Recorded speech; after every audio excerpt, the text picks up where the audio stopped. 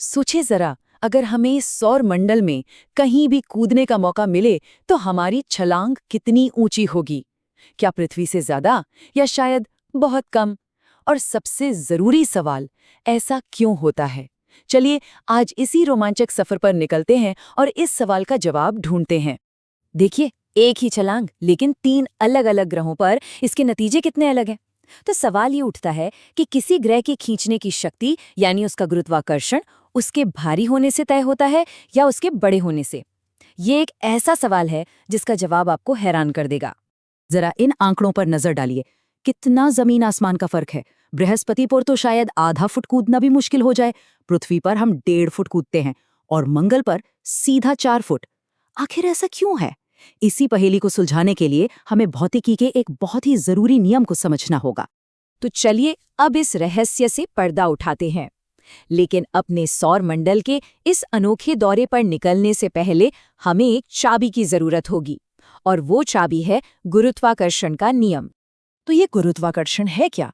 बिल्कुल आसान भाषा में कहें तो ये ब्रह्मांड का एक अदृश्य धागा है, एक ऐसी खींचने की शक्ति जो हर ग्रह और हर तारे को चीजों को अपने केंद्र की ओर खींचने की ताकत देती है। और ये है हमारा जादुई सूत्र। दिखने में काफी आसान है ना? पर इसी में हमारे सारे सवालों के जवाब छिपे हैं। चलिए इसे थोड़ा तोड़कर समझते हैं। इस सूत्र के 3 मुख्य खिलाड़ी हैं। जी तो एक स्थिरांक है, मतलब ये पूरे ब्रह्मांड में कभी नहीं बदलता। एम है ग्रह का द्रव्यमान यानी उसका वजन, जितना ज्यादा वजन उतना ज्यादा खिंचाव। लेकिन असली गेम चेंजर है आर, यानी ग्रह का आकार या रेडियस। और ध्यान दीजिए, ये फॉर्मूले में नीचे है, जिसका मतलब है कि ग्रह जितना बड़ा होगा उसकी सतह पर गुरुत्वाकर्षण उतना ही कमजोर होगा। और यही वो बात है जो आगे चलकर हमें चौंकाने वाली है। चलिए अब इस नई समझ के साथ अपनी यात्रा शुरू करते हैं। हमारा पहला पड़ाव सौर मंडल के भीतरी चट्टानी ग्रह। और हम आ पहुंचे हैं सौर मंडल के सबसे पहले ग्रह बुध पर। यहां से सूरज कितना बड़ा और करीब लग रहा है। यहाँ के आंकड़े देखिए, बुध का गुरुत्वाकर्षण पृथ्वी का सिर्फ 1/3 है।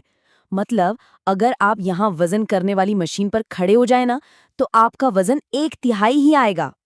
और इस कम गुरुत्वाकर्षण का नतीजा, यहाँ आपकी एक छलांग सीधा 4.5 फुट ऊपर जाएगी। ये पृथ्वी की तुलना में 3 गुना ज्यादा है, सोचिए।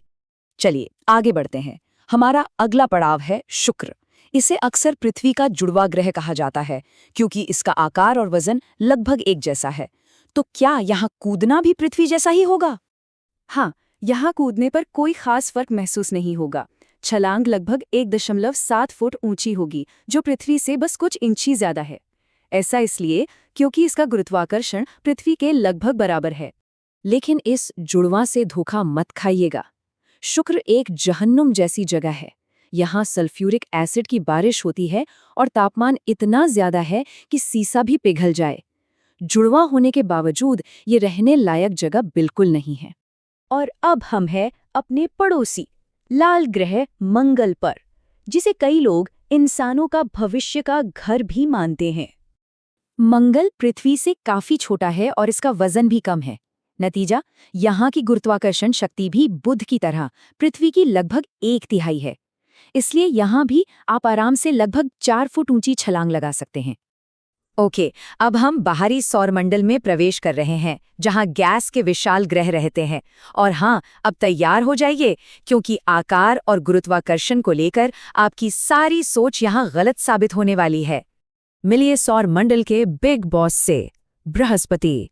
ये इतना बड़ा है कि इसका वजन पृथ्वी से 300 गुना ज्यादा है। ये ऐसा है जैसे एक बास्केटबॉल के सामने एक छोटा सा कंचा। तो इतने भारी भरकम ग्रह पर कूदने का क्या मतलब है? सिर्फ 0.6 फुट। यहाँ तो जमीन से पैर उठाना ही एक वर्कआउट जैसा होगा। अब आते हैं शनि पर।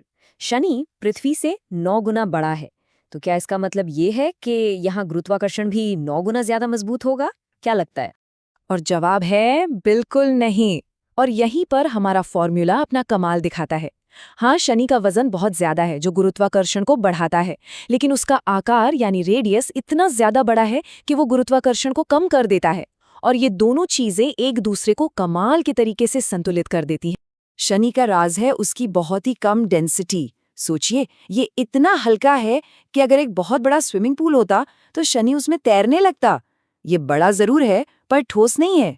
और इसकी वजह से जो नतीजा सामने आता है वो तो दिमाग घुमा देगा। शनि पर आप लगभग 1.4 फीट ऊंचा कूद सकते हैं, जो कि हमारी पृथ्वी की छलांग के लगभग बराबर है। सोचिए, इतना बड़ा ग्रह और गुरुत्वाकर्षण हम जैसा ही। अद्भुत है ना। चलिए अब हमारे सफर के आखिरी हिस्से में चलते हैं, जहां हम सौरमंडल के ठंडे बर्फीले ग्रहों से मिलेंगे। यहाँ भी कहानी वैसी ही दिलचस्प है। नेपट्यून यूरेनस से आकार में छोटा है पर ज्यादा घना है, यानी ज्यादा ठोस है। और हमने क्या सीखा? ज्यादा घनत्व मतलब ज्यादा गुरुत्वाकर्षण। इसीलिए नेपच्यून पर छलांग थोड़ी कम होगी, करीब 1.3 फुट। और अब वो पल आ गया है जिसका हम सबको इंतजार था। हम अपनी आखिरी मंजिल पर हैं, जहां सौरमंडल की सबसे ऊंची छलांग का रिकॉर्ड बनने वाला है। तो हमारा आखिरी पड़ाव है सौरमंडल के बिल्कुल कोने में छोटा सा बर्फीला प्लूटो। इस चार्ट को देखिए।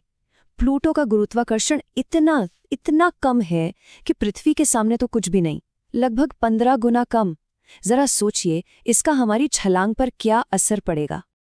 और ये रहा हमारे सफर का ग्रैंड फिनाले। प्लूटो पर आपकी सिर्फ एक छलांग और आप सीधे 25 फुट ऊपर। जी हाँ, 25 फुट।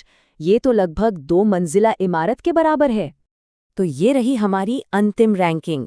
देखिए, छोटा सा प्लूटो सबसे ऊपर और विशाल बृहस्पति सबसे नीचे। यही तो इस सफर का सबसे बड़ा सबक है। तो इस पूरी यात्रा से हमने क्या सीखा?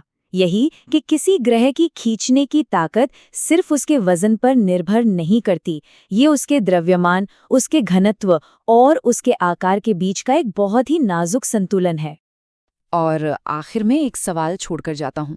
अगर प्लूटो पर गुरुत्वाकर्षण 15 गुना कमजोर है, तो वहाँ चलना फिरना कैसा होगा? क्या हम ऐसे ही चलेंगे जैसे पृथ्वी पर चलते हैं, या फिर हमारा हर कदम एक लंबी हवा में तैरती हुई छलांग बन जाएगा? इस बारे में सोचना जरूर।